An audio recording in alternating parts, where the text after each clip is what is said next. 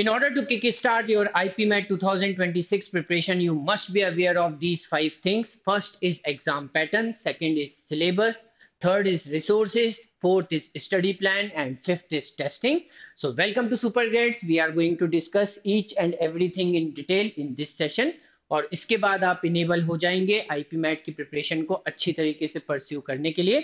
तो पहले पॉइंट की तरफ चलते हैं। सबसे पहले समझ लेते हैं कि एग्जाम की अवेयरनेस मतलब एग्जाम का पैटर्न कैसा होता है, एग्जाम में क्या पूछा जाता है, क्या नहीं पूछा जाता है।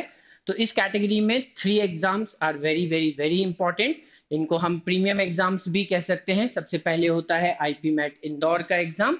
इसमें हमें क्वांटिटेटिव एप्टीट्यूड के 15 questions without answer options means जिनको हम शॉर्ट आंसर टाइप क्वेश्चंस बोलते हैं वो पूछे जाते हैं। हर क्वेश्चन में हमें राइट आंसर के लिए +4 मार्क्स मिलते हैं, तो मैक्सिमम मार्क्स होते हैं 60।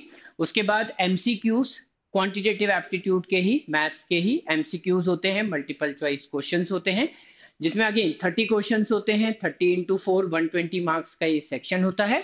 लेकिन क्योंकि ये एमसीक्यूज है तो इसमें अगर आपने रॉन्ग आंसर दिया तो नेगेटिव मार्किंग भी होगी, -1 होने वाला है। उसके बाद थर्ड सेक्शन होता है verbal ability, in which 45 questions are there. Marking pattern same है, +4 -1। सेक्शन के मैक्सिमम मार्क्स होते हैं 180 एंड ऑल टुगेदर अगर आप यहाँ पे देखोगे तो हर सेक्शन की एक टाइम लिमिट होती है। 40 मिनट्स में हमें हर सेक्शन कंप्लीट करना होता है। उसके बाद उस सेक्शन को हम फिर से एक्सेस नहीं कर सकते और हर सेक्शन में हमें इक्वली परफॉर्म भी करना होगा, क्योंकि आईपीमैट इंदौर के एग्जाम में सेक्शनल कट ऑफ भी होता है। इंदौर के लिए आईआईएम इंदौर के लिए सेक्शनल कट ऑफ भी देखा जाता है। आपको हर सेक्शन में अच्छा परफॉर्म करना होता है, ठीक। उसके बाद अगर हम देखेंगे तो सेकंड एग्जाम जो कि आईपीमैट इंदौर के बाद सबसे ज्यादा पॉपुलर है, दैट इज जिपमैट, राइट, जो कि आईआईएम जम्मू कंडक्ट करता है। और इस एग्जाम का पैटर्न ऐसा है कि इसमें कोई सेक्शनल टाइम लिमिट नहीं है, इसमें कोई सेक्शनल कट ऑफ नहीं है। आपको इन 100 क्वेश्चंस में से मैक्सिमम मार्क्स लाने की कोशिश करना है। आप अपनी स्ट्रेंथ और वीकनेसेस के अकॉर्डिंग अपनी स्ट्रेटेजी बना सकते हैं। हर राइट आंसर के लिए +4, हर रॉन्ग आंसर के लिए -1। जैसा आप यहाँ देख पा रहे हैं कि इसमें क्वांटिटेटिव एप्टीट्यूड होता है 33 क्वेश्चंस, 33 × 4 मतलब 132 मार्क्स का ये सेक्शन होता है। उसके बाद अगर हम देखेंगे तो LRDI logical reasoning data interpretation, जो कि आपको आईपीमैट इंदौर में नहीं मिलता। आईपीमैट इंदौर में सिर्फ क्वांटिटेटिव एप्टीट्यूड होता है और वीए मतलब वर्बल एबिलिटी, रीडिंग कॉम्प्रिहेंशन, ये सब होता है, लेकिन लॉजिकल रीजनिंग डेटा इंटरप्रिटेशन नहीं होता, वो यहाँ पर हमसे पूछा जाता है, ठीक है। उसके बाद verbal ability and reading comprehension VARC, ये भी यहाँ पर होता ही है।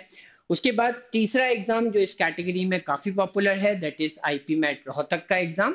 अगेन कोई सेक्शनल टाइम लिमिट नहीं है, कोई सेक्शनल कट ऑफ नहीं है। 120 मिनट्स में आपको मैक्सिमम मार्क्स स्कोर करने हैं। आप अपनी स्ट्रेंथ और वीकनेस के हिसाब से अपनी स्ट्रेटेजी बना सकते हैं।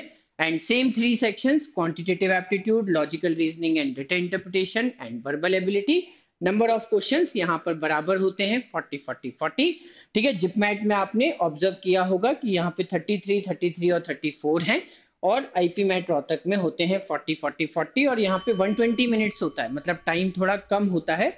120 क्वेश्चंस के लिए 120 मिनट्स, जबकि जिपमैट में हमें 100 क्वेश्चन के लिए 150 मिनट मिलता है। तो यहाँ पे पर क्वेश्चन टाइम थोड़ा ज्यादा होता है। अकॉर्डिंगली एग्जाम का डिफिकल्टी लेवल भी थोड़ा सा हाई साइड पे होता है, ठीक। उसके बाद अगर हम देखें तो सिलेबस क्या होगा, है ना, that is the point number 2। तो सबसे पहले आप नोट कीजिए क्वांटिटेटिव एप्टीट्यूड का सिलेबस। क्वांटिटेटिव एप्टीट्यूड का ये पूरा सिलेबस है, इसको आप चाहें तो फोटो भी खींच के रख सकते हैं, स्क्रीनशॉट भी ले सकते हैं।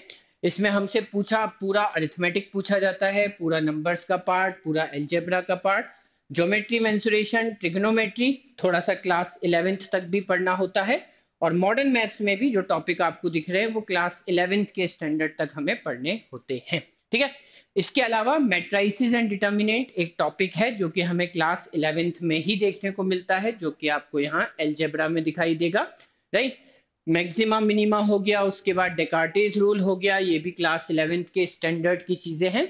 सो यस, क्लास 10th तक तो सब कुछ है पूरा मैथ्स, और क्लास 11th का भी कुछ पार्ट है। In fact matrices and determinants class 12th में ज्यादा होता है, ठीक। उसके बाद अगर हम देखेंगे तो फिर हमारा लॉजिकल रीजनिंग का पूरा सिलेबस ये रहा। लॉजिकल रीजनिंग में सबसे ज्यादा इंपॉर्टेंट चीज होती है डेटा अरेंजमेंट, हर तरीके से डेटा को अरेंज करना आना चाहिए। उसके बाद फिर कोडिंग डिकोडिंग के कॉन्सेप्ट्स होते हैं, सीक्वेंस सीरीज होता है, ब्लड रिलेशन होता है एंड सो ऑन, सब कुछ पढ़ सकते हैं। आईपी मैट इंदौर के एग्जाम में हमें एक सेट दिखाई देता है क्वांट बेस्ड रीजनिंग का, क्योंकि वहां पे रीजनिंग का सेक्शन अलग से तो है नहीं, तो वो मैथ्स के सेक्शन में ही मैथ्स बेस्ड रीजनिंग का एक सेट हमसे पूछ लेते हैं 5 क्वेश्चंस का, जो कि काफी स्कोरिंग भी हो सकता है। ठीक, तो ये एक आईपी मैट इंदौर में एक अच्छी बात हमें दिखाई देती है।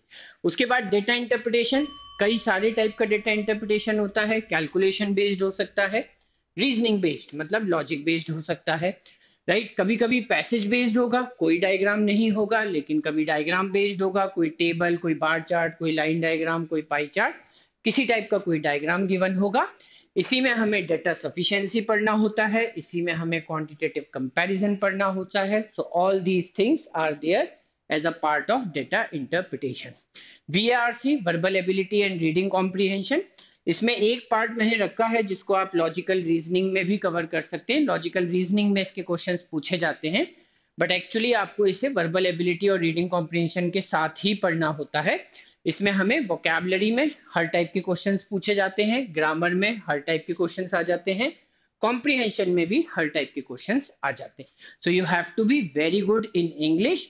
आपकी इंग्लिश जो है वो एक इंटरनेशनल लेवल पे क्लास 11th या क्लास 12th के स्टूडेंट की इंग्लिश कैसी होनी चाहिए, you have to be at par with that level of standard. ठीक है, तो इस तरीके से आपको अपनी इंग्लिश को इम्प्रूव करना है। उसके बाद अगर आप देखेंगे रिसोर्सेज, तो सुपर गाइड्स में हम आपको प्रोवाइड करते हैं आरएसएम, रैंकर्स, स्टडी मटेरियल, जो कि बुक्स होते हैं, topic wise section wise books आपको प्रोवाइड किए जाते हैं, जिसमें थ्योरी भी होती है, प्रैक्टिस एग्जांपल्स भी होते हैं, असाइनमेंट्स भी होते हैं, एवरीथिंग इज देयर।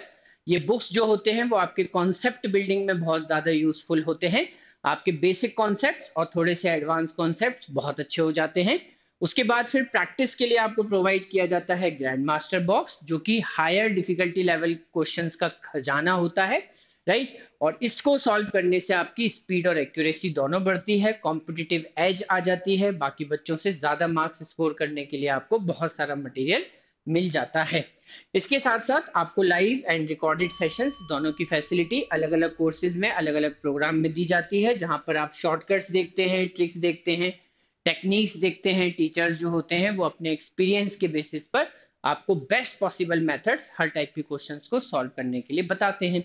उसके बाद देखेंगे तो डाउट सेशंस, राइट, अलग से होते हैं, क्योंकि जब टीचर ने आपको सब कुछ सिखा दिया, समझा दिया, उसके बाद भी जब आप यहाँ से या यहाँ से क्वेश्चन सॉल्व करोगे तो 100% डाउट्स तो आएंगे, 100% कुछ ऐसी चीजें होंगी जो नहीं बनेंगी, नहीं समझ में आएंगी, या टाइम बहुत ज्यादा लगेगा तो आपको टाइम रिड्यूस करने के टेक्निक समझने पड़ेंगे।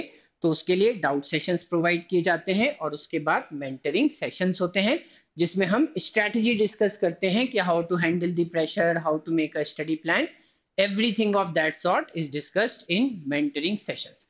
उसके बाद अगर आप देखोगे तो topic test, sectional test, full length test और मॉक टेस्ट होते हैं, जो कि टेस्टिंग वाला पार्ट हो जाता है। एंड ऑब्वियसली राइट, यहाँ पर आपकी पांचों चीजें हो जाती हैं खत्म, राइट। अगर आपने इन पांचों चीजों को अच्छे से फॉलो कर लिया तो उसके बाद फिर आप अपना स्टडी प्लान बना सकते हो। थोड़ा सा स्टडी प्लान बनाते समय ये याद रखना कि आपका हर बुक का एक टारगेट होना चाहिए। जितने भी बुक्स, जितना भी मटेरियल आपके पास है, you have to be very sure कि हम इस बुक को कब फिनिश कर देंगे। अगर हर 20 डेज में, हर 15 डेज में एक एक मटेरियल फिनिश करते जाओगे तो डेफिनेटली 6-7 मंथ्स में प्रिपरेशन पूरी फिनिश हो जाएगी। You will be able to focus on your class 12th as well as IP MAT की जो हायर लेवल प्रैक्टिस होती है, बाद में उसके ऊपर फोकस कर पाओगे। ठीक है, तो डेली टारगेट होना जरूरी है, वीकली टारगेट होना जरूरी है, मंथली टारगेट होना जरूरी है।